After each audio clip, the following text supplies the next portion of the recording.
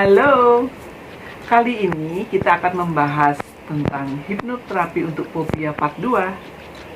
Part pertama kita sudah menceritakan tentang fobia itu sendiri.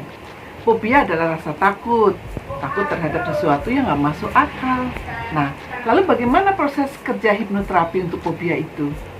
Pertama, tentu saja pasien akan dibuat relaksasi, gelombang otaknya akan dibuat menjadi alfa atau theta, karena di gelombang 2 itulah hipnoterapi bisa diterapkan. Ingat, kalau betul-betul yaitu delta, nggak bisa dilakukan hipnoterapi. Nah, setelah pasien atau kita ditidurkan, dirilekskan sehingga gelombang otak menjadi alfa atau theta, yaitu kondisi yang sangat tenang sekali, seperti kalau kita lagi di tepi pantai menyaksikan gelombang lautan, itu tenang hati, atau mendengarkan lagu-lagu yang syahdu, hati kita tenang, atau lagi zikir, atau lagi sembahyang, atau lagi berdoa, sesuatu yang sifatnya sangat membuat hati tenang, gelombang otak akan berubah menjadi alfa. Kemudian sangat rileks yang sangat dalam seperti melayang-layang, itu adalah theta. Tentu saja terapis akan memperdalam lagi kondisi relaksasi seseorang sampai ke theta. Sehingga kalau sudah theta betul-betul gerbang alam sadarnya terbuka, terapis bisa langsung ngobrol dengan alam bawah sadar si pasien tersebut.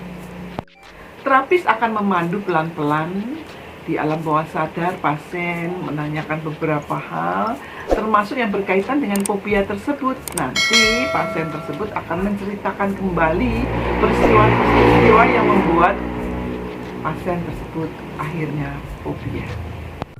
Peristiwa tersebut bisa saja sudah dilupakan oleh pasien, tetapi alam bawah sadarnya tidak bisa lupa.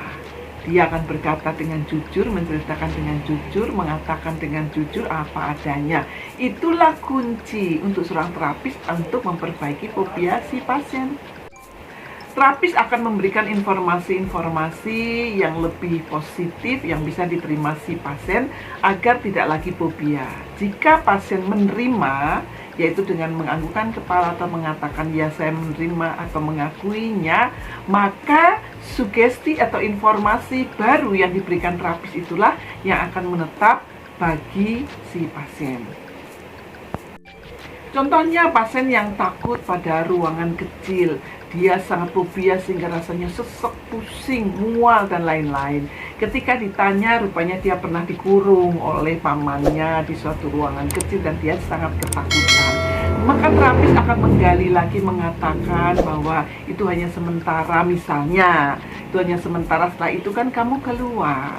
Yang kamu ingat sekarang pada saat kamu setelah keluar dari ruangan itu, lalu peristiwa kamu terkurung itu kamu abaikan, misalnya demikian. Sehingga akhirnya informasi positif yang diterima oleh si pasien itu adalah peristiwa ketika dia akhirnya keluar, dan itu melegakan dia, sehingga rasa takut yang semula sangat menghantui dia itu selesai kan, karena dari ruangan kecil itu dia bisa keluar, dia bebas, dan itu yang harus diingat.